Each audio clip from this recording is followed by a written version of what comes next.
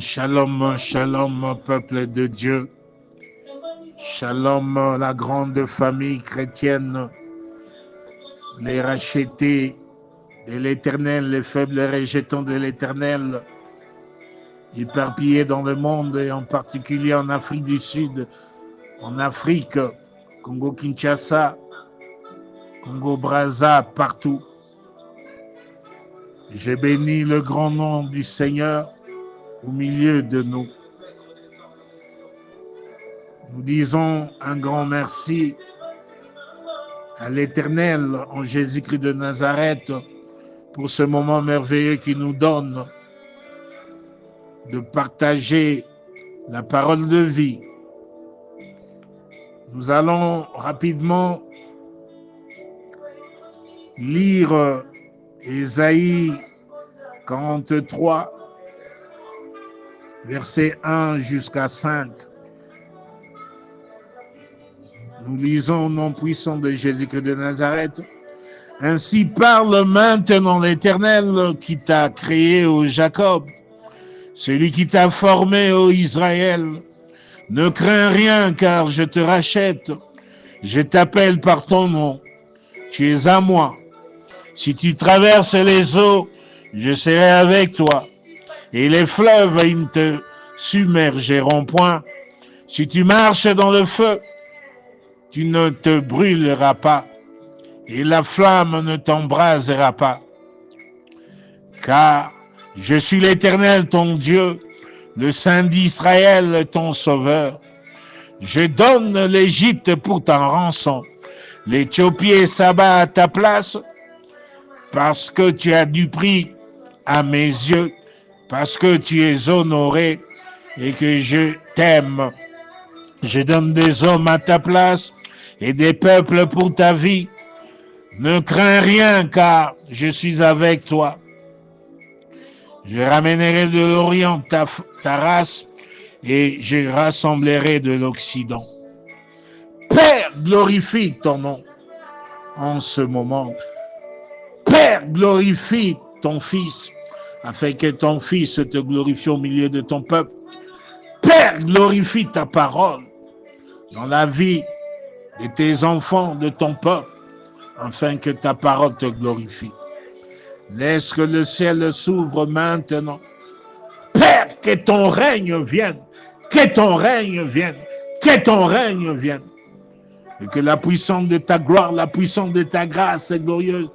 Cette puissance entre en action dans la vie de chaque papa, chaque maman, de tout le peuple de Dieu, toutes les familles des rachetés, faibles et rejetons de l'Éternel. Père, glorifie ton nom par ce message de vie. Ta parole, c'est la vie. Merci, Père. Tout de toi, rien de moi. Tout pour toi, rien pour moi. À toi la gloire, je confesse. Jésus qui est Seigneur, à la gloire de Dieu le Père. Bien-aimés, voudrions-nous, n'est-ce pas, parler d'une manière systématique, un enseignement exhorté d'une manière systématique. Le titre de notre message, c'est « Cessons de nous victimiser par rapport à notre vie passée ». Lorsque nous lisons dans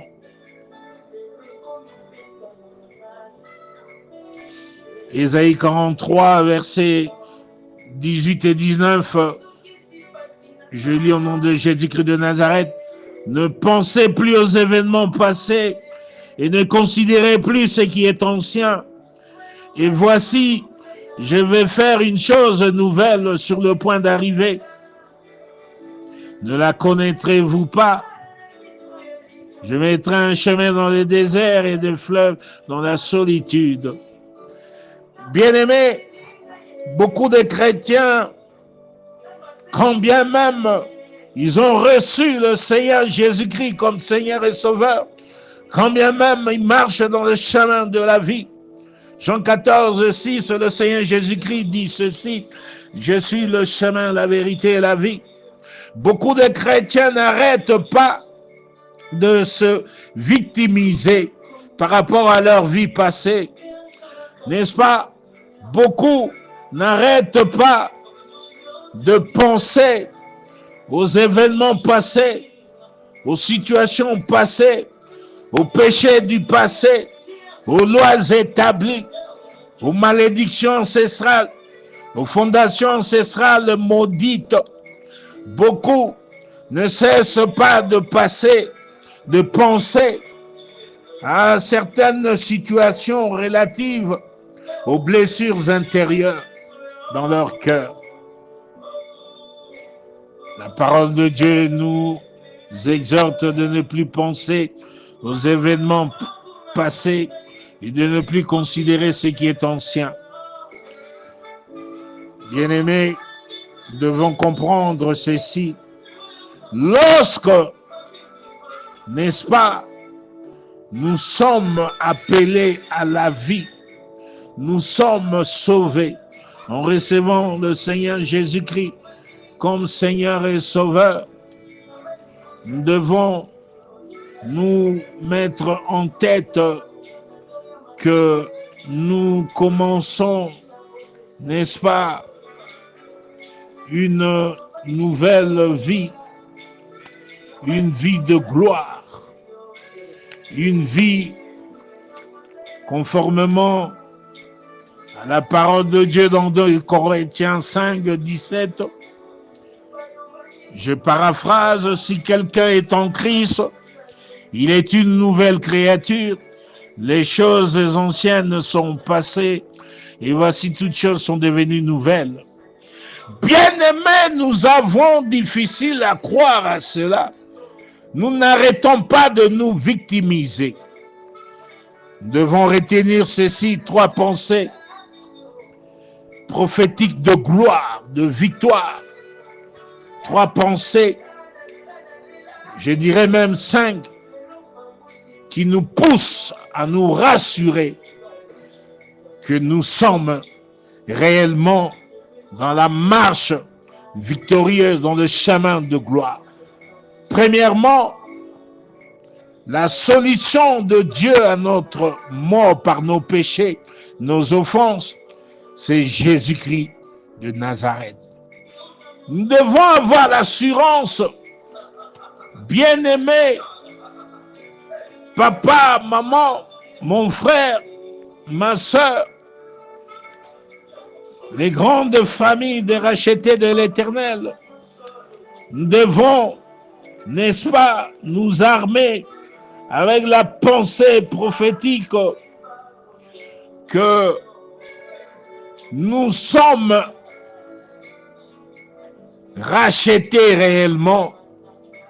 La solution de Dieu par rapport à notre mort, par nos péchés, nos offenses, c'est Jésus-Christ de Nazareth. Jean 3, 16. Car Dieu a tant aimé le monde qu'il a donné son Fils unique, afin que quiconque croit en lui ne périsse point, mais qu'il ait la vie éternelle. Bien-aimé, la parole de Dieu est claire et véridique. Dieu nous a tant aimés et par les conséquences de cet amour glorieux, il a donné son Fils unique et à travers cet acte glorieux, nous sommes appelés à la vie.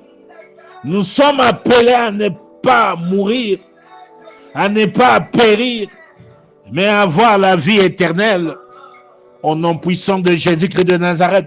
Mon frère, ma soeur, papa, maman, grande famille, des faibles rejetons rachetés de l'Éternel, et l'assurance que nous avons été appelés pour ne pas périr, mais pour avoir la vie éternelle. Et la solution à nos péchés, c'est Jésus-Christ de Nazareth. Nous ne sommes plus dans les situations de périr, dans les situations de périr, dans les situations de la mort éternelle. Nous avons la vie éternelle en Jésus-Christ de Nazareth.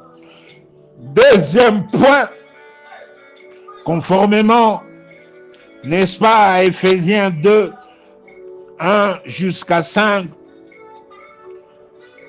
lorsque nous lisons clairement, nous allons voir que le Seigneur de gloire, dans son amour pour nous, lorsque nous lisons dans Éphésiens 2, du verset 1er jusqu'au 5e verset, la pensée prophétique nous renseigne ici que nous étions morts par nos offenses et par nos péchés, dans lesquels nous marchions autrefois, selon le train de ce monde, selon le prince de la puissance de l'air, de l'esprit qui agit maintenant dans les fils de la rébellion. N'est-ce pas? Nous étions morts par nos offenses, mais le Seigneur, dans son amour pour nous, il nous a rendus à la vie avec Christ. Au moyen de la grâce, nous avons été sauvés. Il nous a ressuscités ensemble et il nous a fait asseoir ensemble dans les lieux célestes en Christ. Donc nous devons nous armer de cette pensée prophétique que nous étions morts, mais maintenant, Père Céleste nous a rendus à la vie avec Christ. Il nous a ressuscités ensemble. Il nous a fait asseoir ensemble dans les lieux célestes en Jésus-Christ de Nazareth. Bien-aimés, nous devons cesser de nous victimiser. Papa, maman, mon frère, ma soeur, famille, des faibles rejetons rachetés de l'Éternel. Nous devons avoir l'assurance que nous sommes des bénis de Dieu. Le Seigneur nous a déjà ressuscités avec Christ et il nous a fait asseoir ensemble dans les lieux célestes en Christ. Nous sommes ici et nous sommes aussi de manière glorieuse, n'est-ce pas, dans les lieux célestes en Jésus-Christ de Nazareth. Donc nous devons cesser de nous victimiser. Troisième pensée prophétique, lorsque nous lisons dans 1 Timothée 1,15, n'est-ce pas, nous devons nous armer avec la pensée victorieuse, l'assurance que le Seigneur Jésus-Christ est venu dans le monde pour sauver les pécheurs. Son sang nous a purifiés de tout péché. 1 Jean 1,7, nous devons éviter de nous victimiser, de nous condamner. Il y a des frères, il y a des sœurs, il y a des papas, il y a des mamans qui vont de confession en confession, car ils sont dans la victimisation. Ils marchent dans la victimisation. Baomi condamné, tant nyonso baomi victimisé. Baota la vie passée na bango. Baokan sa vie passée zolanda bango. Partout. Baoluka toujours ba sal nanzambe pour confesser, confesser, confesser. Bien-aimé, le sang de Jésus nous a purifiés de tout péché. 1 Jean 1,7, le Seigneur était venu, n'est-ce pas, comme Emmanuel au milieu de nous, pour sauver, pour nous sauver, nous qui étions les pécheurs. Quatrième pensée d'assurance, pensée de victoire, de consolation, de cesser de nous victimiser. Lorsque nous regardons, n'est-ce pas, dans Romains 5, 8, j'ai lu au nom de Jésus-Christ de Nazareth, mais Dieu prouve son amour envers nous. On sait que lorsque nous étions encore des pécheurs, Christ est mort pour nous. Bien-aimés, nous devons comprendre, prendre conscience que Père Céleste, en Jésus-Christ de Nazareth, a prouvé son amour envers nous. Lorsque nous étions encore des pécheurs, Christ est mort pour nous. Bien-aimés, lorsque nous étions encore des pécheurs, Christ est mort pour nous. Mais pourquoi tu continues à te victimiser, papa? Pourquoi tu continues à te victimiser, maman? Pourquoi tu continues à te victimiser, mon frère, ma soeur? Tu es une nouvelle créature. Ne pensez plus aux événements passés. Tu es une nouvelle créature, les choses anciennes sont passées. Voici, toutes choses sont devenues nouvelles pour toi. Le Seigneur a prouvé son amour envers toi, papa, envers toi, maman, envers toi, mon frère, envers toi, ma soeur. Le Seigneur a prouvé son amour envers les faibles, rejetons les rachetés de l'Éternel. Lorsque nous étions encore des pécheurs, il a prouvé son amour. Christ est mort pour nous. Cessons de nous victimiser. C'est qu'aime penser la solution de Dieu pour nous guérir de nos péchés. C'est Jésus-Christ. En le recevant sincèrement comme Seigneur et Sauveur, en tant qu'enfant de Dieu, de surcroît, par cet acte, Jean 1,12, la parole de Dieu nous rassure pour la gloire du Seigneur, dans son amour. Il est écrit dans Jean 1,12, mais à tous ceux qui l'ont reçu, à ceux qui croient en son nom, il a donné le pouvoir de devenir enfants de Dieu, lesquels sont nés non du sang, ni de la volonté de la chair, ni de la volonté de l'homme, mais de Dieu. À ceux qui ont reçu la parole de vie, la parole de vie, Jésus-Christ de Nazareth, le Seigneur Père Céleste leur a donné le pouvoir de devenir enfants de Dieu. Mon frère, ma soeur, prends conscience, tu es enfant de Dieu. Prends conscience, papa, prends conscience, maman, prends conscience, mon frère, prends conscience, ma soeur. Prenons conscience, les familles, les faibles et rejetons rachetés de l'Éternel. Nous sommes enfants de Dieu. Nous sommes le peuple de Dieu, l'héritage de l'Éternel.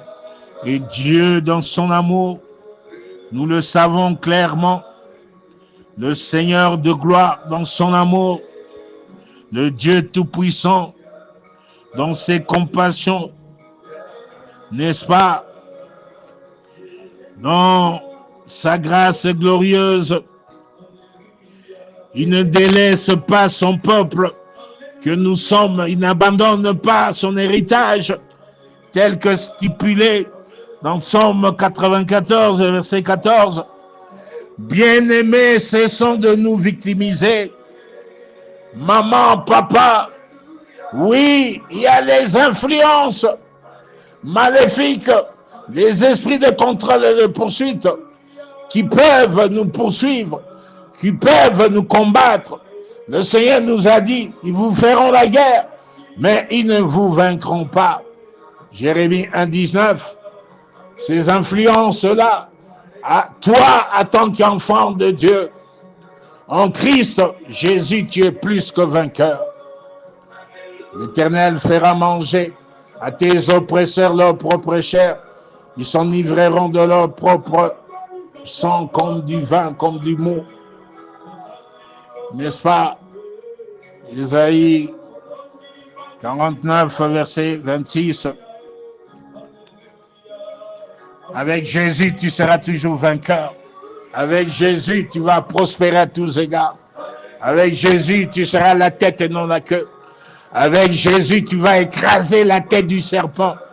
En ce jour, l'Éternel frappe de sa dure, grande, forte épée les Léviathans, serpents fouillards. N'est-ce pas?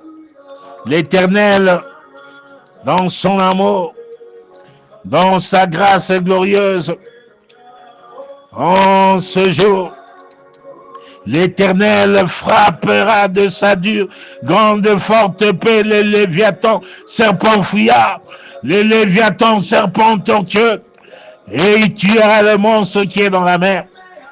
Je ne sais pas quel géant te combat.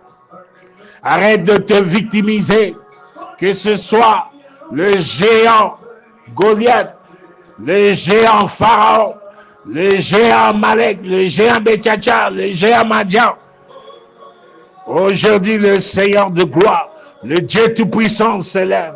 Il brise, il frappe tous ces géants. Il brise les mains maléfiques, les mains noires qui te combattent. Il les brise, il les frappe. Au nom de Jésus-Christ de Nazareth, il détruit tous ces géants, tous ces monstres de sorcellerie familiale, en dehors de la famille, sorcellerie marine, sorcellerie de cimetière, sorcellerie territoriale, sorcellerie de famille en dehors de famille, sorcellerie de l'occultisme, magie blanche, rouge, jaune, noire, des hôtels d'affliction, d'oppression, de persécution, des hôtels des mauvais sorts. Aujourd'hui, le Seigneur, dans son amour, en Jésus-Christ de Nazareth pour toi, renverse ces hôtels, détruit ces hôtels maléfiques, brise la tête de ce monstre, brise les bras de ces méchants, et par la puissance du sang de Jésus-Christ, tu es libéré. Nous avons vaincu l'ennemi à cause du sang de l'agneau. Tu es libéré, papa. Ta famille est libérée, tes finances libérées, ta vie à tous égards libérée, ton ministère libéré, ta santé libérée. Tu vas connaître la prospérité à tous égards. Au nom puissant de Jésus-Christ de Nazareth, Père, glorifie ton nom dans la vie de ton peuple. Je déclare, ils sont bénis, bénis. Ils vont prospérer à tous égards. Ils sont délivrés à tous égards, restaurés à tous égards, guéris à tous égards. Au nom puissant de Jésus-Christ de Nazareth. Que l'Éternel vous bénisse et vous garde, qu'il fasse luire sa face sur vous, qu'il vous accorde la grâce, que l'Éternel tourne sa face vers vous et qu'il vous donne la paix, la paix, la paix, à la gloire de l'Éternel, Père Céleste, au nom puissant de Jésus-Christ de Nazareth. Amen, amen, amen.